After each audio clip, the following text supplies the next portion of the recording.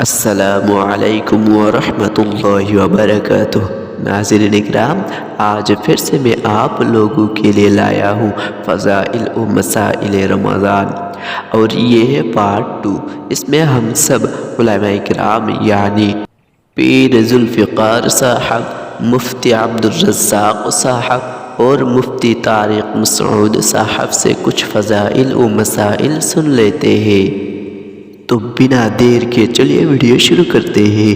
Video شروع کرنے سے پہلے آپ سبھی سے ایک ریکویسٹ ہے کہ اگر آپ ابھی تک ہمارے اسلامک نالج چینل کو سبسکرائب نہیں کیا تو جلدی سے سبسکرائب کر لیجئے اور بیل آئیکن کو پریس کر لیجئے تاکہ اس طرح کی نئی ویڈیوز آپ کو سب سے پہلے ملتی رہے۔ تو چلیے ویڈیو شروع کرتے ہیں۔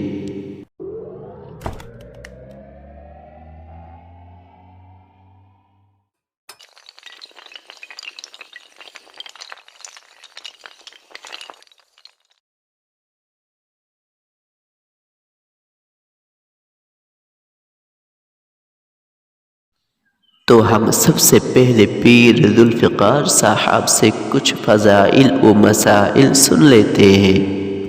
اللہ نے اس امت کو عذاب دینا ہوتا تو اس کو رمضان کا مہینہ عطا نہ کرتے۔ رمضان کا مہینہ جو اللہ نے دیا، اس کا مطلب ہی یہ ہے کہ اللہ اس امت کو بخشنا چاہتے ہیں۔ اور اللہ تعالیٰ کتنا بخشنا چاہتے ہیں؟ اللہ اکبر، ہماری امیدوں سے بھی زیادہ۔ میں کئی دفعہ بتا چکا ہوں کہ ہمارے ایک ساتھی تھے، تاجر تھے، بہت اچھی تجارت تھی، بیرون ملک کی بات ہے۔ وہ بیچارے بڑے ہی فارغ البال تھے، یعنی گنجے تھے، آپ سمجھیں۔ ایک دن میں نے انہیں دیکھا تو ایک لٹ بالوں کی نا بڑی خوبصورت انہوں نے یوں لگوائی ہوئی، تو میں بڑا حیران ہوا۔ میں نے کہا بھئی آپ تو فارغ البال تھے، یہ بال کہاں سے آ گئے؟ کہنے لگے جی ٹرانسپلانٹ کروائے ہیں۔ میں نے کہا خوبصورت تو بہت لگ رہے ہیں، لیکن جب ٹرانسپلانٹ کروانے ہی تھے تو پھر زیادہ کروا لیتے۔ کہنے لگا حضرت ایک بال ٹرانسپلانٹ کروانے کا $1 انہوں نے لیا ہے، اور یہ $10,000 دے کر میں نے 10,000 بال لگوائے ہیں۔ اب 10,000 بال اتنے سے نظر آ رہے تھے، لٹ نظر آ رہی تھی۔ تو میں نے انہیں کہا کہ اگر یہ بال 10,000 ہیں تو پورے سر کے اوپر تو لاکھوں بال ہوں گے۔ اس نے کہا جی ہاں، کتنے لاکھ تعداد ہوتی ہے سر کے بالوں کی۔ تو بھئی اگر سر کے بال کئی لاکھ ہیں، آپ بتائیے ایک بکری کے جسم پر کتنے بال ہوں گے؟ بات تو کروڑوں میں پہنچ گئی نا۔ اب اگر ایک بکری کے جسم پر کروڑوں بال ہوتے ہیں تو مدینہ منورہ میں ایک قبیلہ تھا، بنو کلب اس کا نام تھا۔ وہ لوگ بکریاں پالنے میں بڑے مشہور تھے۔ ہر گھر والے کے پاس 500 بکریاں، 1000 بکریاں، 700 بکریاں۔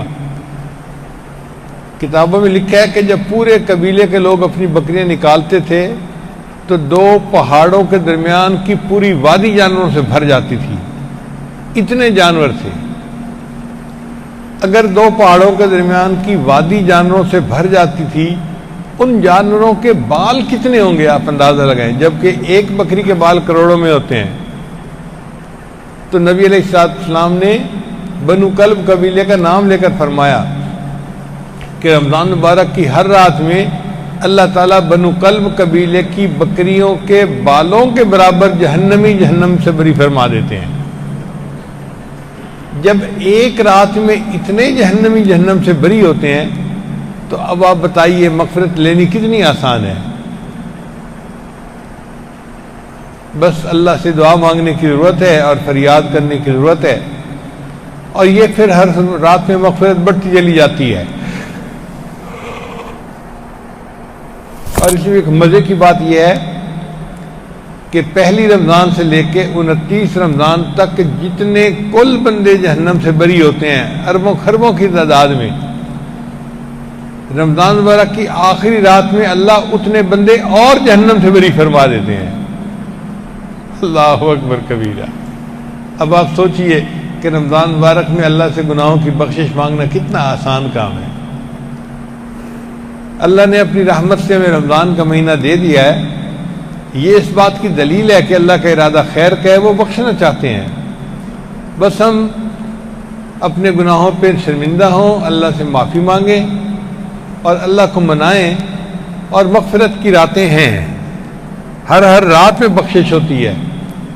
2 رکعت نفل پڑھ کے اللہ سے بخشش مانگنے کی ضرورت ہے، پوری زندگی کے گناہوں پہ اللہ تعالیٰ قلم پھیر دیں گے، بلکہ اگر ہم زیادہ خلوص سے دعا مانگیں گے اللہ گناہوں کو نیکیوں میں تبدیل فرما دیں گے۔ تو ہم نے پیر ذوالفقار صاحب سے رمضان المبارک کے کچھ فضائل سن لیے، اب ہم مفتی عبدالرزاق صاحب سے رمضان المبارک کے کچھ فضائل و مسائل سن لیں گے، جان لیں گے۔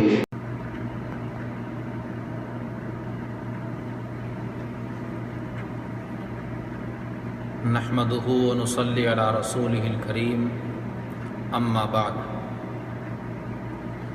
فاعوذ بالله من الشيطان الرجيم بسم الله الرحمن الرحيم يا ايها الذين امنوا كتب عليكم الصيام كما كتب على الذين من قبلكم لعلكم تتقون صدق الله مولانا العلي العظيم۔ برادران اسلام، یہ مہینہ شعبان کا باعظمت اور انتہائی مبارک مہینہ ہے۔ ایک مسلمان کو اس مبارک مہینے کی قدردانی کرنی چاہیے، اور شعبان کے بعد جو عظیم ترین مہینہ بابرکت مہینہ رمضان کا آنے والا ہے، اس بابرکت مہینے کی تیاری میں کچھ اعمال ایک مسلمان کو کرنے چاہیے۔ مرد ہو یا عورت، بچے ہوں یا جوان یا بوڑھے، ان سب کو استقبال رمضان کی تیاری میں مشغول ہو جانا چاہیے۔ اور رمضان کے تعلق سے چند اعمال وہ ہیں جن کے کرنے کا ابھی سے ہی ہم سب کو تہیہ اور عزم مصمم اور پختہ ارادہ کر لینا ہے۔ ان اعمال میں سب سے پہلا عمل وہ ہے جو رسول اللہ صلی اللہ علیہ وسلم، حضرات صحابہ کرام اور دیگر بزرگان دین کیا کرتے تھے، اور وہ عمل ہے کہ رمضان المبارک کی آمد کی اور سلامتی کے ساتھ اس مہینے کی ہم لوگوں کو پانے کی دعا کرنی چاہیے۔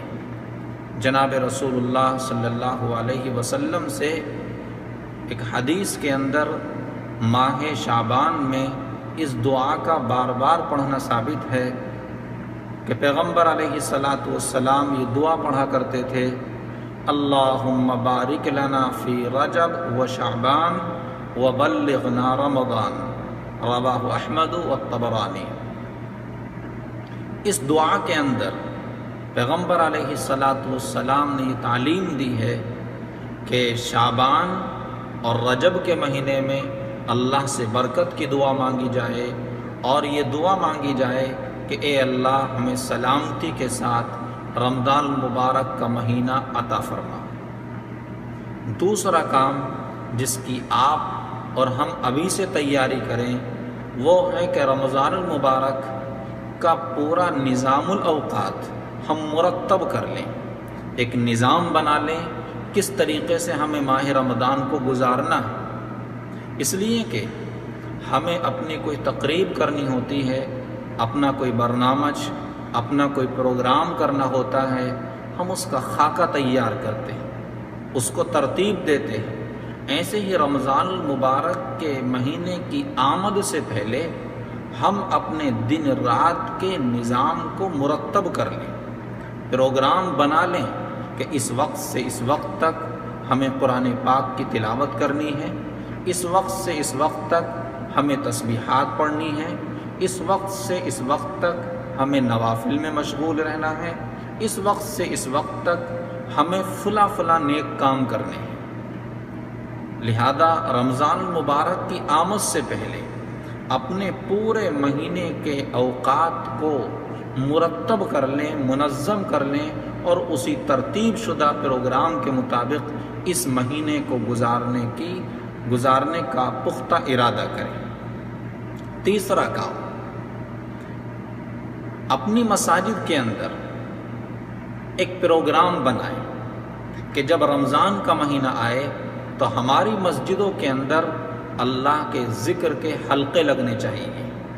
کم سے کم کچھ بھی نہ ہو سکے تو ہم اپنی مسجد کے اندر یہ نظام مرتب کریں، یہ نظام بنائیں کہ روزانہ قرآن کریم کی تفسیر، چاہے وہ 15 منٹ ہو یا آدھا گھنٹہ ہو یا 1 گھنٹہ ہو، تراویح کے بعد ہو یا فجر کی نماز کے بعد ہو، یا لوگوں کی راحت کے اعتبار سے، ان کی آسانی کے لحاظ سے جو وقت بھی مناسب ہو، اس مناسب وقت میں ایک پروگرام طے کر لیں۔ بہتر یہ ہے، اور بعض علماء اس پر عمل بھی کرتے ہیں، کہ تراویح کی نماز کے بعد ایک عام پروگرام رکھیں، روزانہ رکھیں، کہ جتنا قرآن تراویح میں پڑھا گیا ہے، 1 سپارہ یا 1.25 سپارہ، جتنا بھی پڑھا گیا ہے، اس پڑھے ہوئے قرآن کریم، اس حصے کی تفسیر اور اس کا خلاصہ لوگوں تک پہنچا دیا جائے کہ آج ہم نے سورہ بقرہ کا یہ حصہ پڑھا ہے، اور اللہ تعالیٰ نے اس سورہ بقرہ کے اس حصے میں انسانیت کو، ایمان والوں کو یہ پیغام دیا ہے۔ کسی دن سورہ کہف پڑھی گئی ہے، سورہ طٰہٰ پڑھی گئی ہے، سورہ بنی اسرائیل پڑھی گئی ہے، تو جس دن قرآن کی جو صورتیں پڑھی جائیں تراویح کے اندر، ان صورتوں کا اور اس حصے کا خلاصہ لوگوں کے سامنے پیش کر دیا جائے، تاکہ ان کو بصیرت حاصل ہو کہ ہمارے رب نے ہم سے اس قرآن میں کیا کہا ہے۔ چوتھی چیز، جب رمضان المبارک کا مہینہ شروع ہو جائے تو ہمیں اللہ تعالیٰ کا شکر ادا کرنا چاہیے۔ اللہ تعالیٰ نے یہ عظیم ترین نعمت ہمیں عطا فرمائی ہے، اس لیے کہ اللہ تعالیٰ کی نعمتوں پر جتنا شکر ادا کیا جاتا ہے، اللہ رب العزت ان نعمتوں میں اتنا ہی اضافہ فرماتے ہیں۔ کتنے ہمارے مسلمان بھائی ایسے تھے جو گزشتہ رمضان کے اندر حیات تھے، لیکن دنیا سے وہ رخصت ہو گئے، اور رمضان کا یہ بابرکت مہینہ ان کو نصیب نہیں ہوا۔ اللہ تعالیٰ نے ہمیں یہ مبارک مہینہ ہماری زندگی میں دوبارہ عطا فرمایا ہے، لہذا اس مبارک مہینے کی آمد پر اللہ تعالیٰ کا شکر ادا کیا جائے۔ امام نووی علیہ الرحمہ بڑے محدث ہیں، انہوں نے یہ فرمایا کہ اللہ تعالیٰ کی جب بھی کوئی نعمت بندے کے اوپر اترے تو بندے کی قدردانی کا تقاضا یہ ہے کہ اس نعمت پر اللہ کا شکر ادا کرے۔ اور ایک 5واں کام یہ ہے کہ ہم اس مبارک مہینے میں اللہ تعالیٰ سے زیادہ توبہ اور استغفار کریں۔ وَتُوبُوا جَمِيعًا أَيُّهَا الْمُؤْمِنُونَ لَعَلَّكُمْ تُفْلِحُونَ، اے ایمان والو، اگر تم کامیابی چاہتے ہو تو اللہ تعالیٰ کی طرف رجوع کرو، توبہ اور استغفار کرو۔ اور آخری اور چھٹا کام جو ہمیں کرنا چاہیے اور اس کا پختہ ارادہ کر لینا چاہیے کہ ہم اس مبارک مہینے میں کثرت کے ساتھ میں استغفار کیا کریں، اپنے گناہوں کی معافی مانگا کریں۔ توبہ اور استغفار کرنے سے اللہ تعالی ہماری دنیا کے اندر بھی برکت پیدا فرماتے ہیں، اور آخرت کے اندر تو اللہ تعالی ہمارے درجات کو بلند فرمائیں گے ہی۔ اللہ رب العزت سے دعا ہے کہ اللہ پاک ہم سب کو یہ تمام کام کرنے کی توفیق عطا فرمائے۔ دعا کا اہتمام، رمضان کی آمد کے سلسلے میں نظام الاوقات کی ترتیب کا ارادہ اور ترتیب بنائیں، اور اللہ تعالیٰ کی نعمتوں پر شکر ادا کریں، توبہ اور استغفار کریں، اپنی مساجد کے اندر بیانات کے، تلاوت کے اور ذکر و اذکار کے حلقوں کا نظام بنائیں۔ اللہ ہم سب کو عمل کی توفیق عطا فرمائے۔ آمین۔ وآخر دعوانا الحمد للہ رب العالمین۔ ہم نے مفتی عبدالرزاق صاحب سے کچھ مسائل و فضائل جان لی، اب ہم مفتی طارق مسعود صاحب سے کچھ فضائل و مسائل سن لیتے ہیں۔ تو بھائی اللہ تعالیٰ نے دین کو، جلدی سے بات سمیٹ کے ختم کرتا ہوں، دین کو اتنا مشکل بنا دیا، 5 ٹائم نماز ہے، سال زندگی میں 1 دفعہ حج ہے، زکوٰۃ بھی ہے، پھر رمضان کے، تو غیر مسلموں کا دین تو اتنا مشکل نہیں ہے، ان کا جو ہمارا دین بہت مشکل ہے۔ تو یہ کیوں اللہ نے ایسا کیا ہے؟ دیکھو ہم کہتے ہیں نا ایسا کرو گے تو کوئی بھی نہیں آئے گا، یعنی اتنی مشکلات میں رکھو گے تو کوئی بھی نہیں آئے گا، تو ہم بھی گویا اللہ سے ایک اشکال رکھ سکتے ہیں، اللہ تو نے ایسا کیا ہے کہ کوئی بھی نہیں آئے گا تیرے دین کی طرف، غیر مسلم تیرے دین کو فالو، وہ کہیں گے اتنی مشکلات ہیں یار، ایک نماز ہوتی، ہم تو ہفتے میں 1 دن جاتے ہیں عبادت کا، یہ صبح صبح اٹھا دیتے ہیں ہمیں، فجر میں، پھر ظہر میں، پھر عصر میں، پھر مغرب میں، پھر عشاء میں، اور سردیوں میں تو ٹھکا ٹھک چل رہا ہوتا ہے حساب کتاب، دن چھوٹے ہوتے ہیں نا، ابھی ظہر پڑھ کے آئے ہیں تو عصر پڑھ کے بھی آئے نہیں تو پھر مغرب، تو یہ کیا ہے یہ؟ اور پھر رمضان میں اتنی ٹینشن کہ اللہ تعالیٰ نے اگر ہمیں 12 13 14 15 16 گھنٹے بھوکا رکھنا ہی تھا تو کھانے کے جو 2 ٹائم تھے وہ ایسے ٹائم دیے جاتے جو نیچرل ہوتے، صبح 8 بجے کا اللہ کہتے ہیں ناشتہ کر لو اور رات 8 بجے افطاری کر لینا، 12 گھنٹے بھی ہو جائیں گے اور ہمارا ایک دوپہر کا کھانا کیا ہو جائے گا؟ ناغا ہو جائے گا، تو چلو ساری زندگی دوپہر کھاتے رہیں، ایک دفعہ لنچ کا ہم نے کیا کر لیا؟ ناغا۔ اللہ نے ٹائم تو وہی رکھا لیکن جو کھانے کے اوقات ہیں وہ بڑے عجیب رکھ دیے، صبح 3:30 بجے اٹھ کے کھاؤ، یہ پوری دنیا میں کسی کے کھانے کا ٹائم، ارے بابا آپ کو کوئی ولیمے کی دعوت کرے کہ میرے بچے کی شادی ہے، ولیمہ ہے، آپ لوگ آئیں، جی ضرور آئیں گے، کس وقت آئیں؟ 3:45 بجے صبح، آپ بولیں گے جب یہ تم کو لڑکی والوں نے قبول کیسے کر لیا ہے بھائی؟ تحقیق نہیں کی تھی کہ پہلے کوئی ٹیسٹ نہیں کروایا تھا دماغ کا؟ صبح کا ناشتہ ویسے تو سب لوگ رات 9 بجے کا کھانا رکھتے ہیں، چلو تم دوپہر کا رکھ لیتے، نہیں تو صبح کا ناشتہ کر لیتے 8 بجے 6 بجے فجر کے بعد، 3:45 3:30، پاگل ہو گیا کیا کہیں گے نا لوگ، اور پھر لڑکی والوں کو جا کے بولیں گے ابھی سے رشتہ ختم کروا دو، مجھے کچھ ان کی سیٹنگ آؤٹ لگ رہی ہے۔ اللہ نے کہا کہ کب اٹھ کے کھانا ہے، روزہ رکھنا جتنا مشکل کام ہے نا اتنا ہی مشکل صبح اٹھ کے نیند قربان کر کے کھانا کھانا، اتنی ٹینشن۔ اور پھر اللہ نے جو مغرب کے وقت جو کھانے کی اجازت دی اس میں نماز بھی ساتھ ہی لگا دی، تسلی سے بیٹھ کے کھا بھی نہیں سکتے، بھوک اتنی ہوتی ہے، پیاس اتنی ہوتی ہے کہ بچے کھا جائے آدمی دل چاہ رہا ہوتا ہے، حقیقت ہے اس وقت کنڈیشن یہ ہوتی ہے بیگم ذرا یہ دہی بڑے ہیں یہ ذرا سنبھال کے رکھو، میں نماز کے بعد آ کے کھاتا، یہ والا پکوڑا یہ کھانے نہیں دینا کسی کو، یہ آج پکوڑے بہت مزے کے بنے ہوئے، آدھا رکھ لیا آدھا، اور انسان کی فطرت ہے کہ کھانے کے دوران جب 10-15 منٹ کا وقفہ ہو گیا تو بھوک، اب وہ مزہ نہیں آتا، وہ افطاری گئی، سمجھ رہے، اب مزہ نہیں آئے گا۔ پھر ہونا یہ چاہیے رمضان میں عشاء کی چھٹی ہونی چاہیے، اگر ہم سے کوئی مشورہ لے کے شریعت بناتا، معاذ اللہ ایک مثال دے رہا ہوں، ہم کہتے ہیں اللہ رمضان میں تو نے اتنی تھکاوٹ، اتنا مسئلہ ہو گیا، سارا دن کے بھوکے پیاسے، پھر افطاری بھی تو نے ڈھنگ سے نہیں کرنے دی ہے بھائی، اے اللہ ساری زندگی 5 نمازیں پڑھی ہیں، آج 4 کر دے، عشاء کی کیا کر دے، کیونکہ افطاری کے بعد کیسی غنودگی چڑھتی ہے دماغ میں، کیسا گرتا ہے بستر پہ، فوراً گٹکے والے گٹکے پہ، تمباکو والے چائے پر آ گئے، اور سگریٹ والے فوراً سگریٹ، نسوار والا فوراً ڈبی لے کے بیٹھا ہوتا ہے، اللہم لک صمت وعلی رزقک افطرت، یہ چل رہا ہوتا ہے، اس کا دماغ صحیح کام نہیں کر رہا ہوتا۔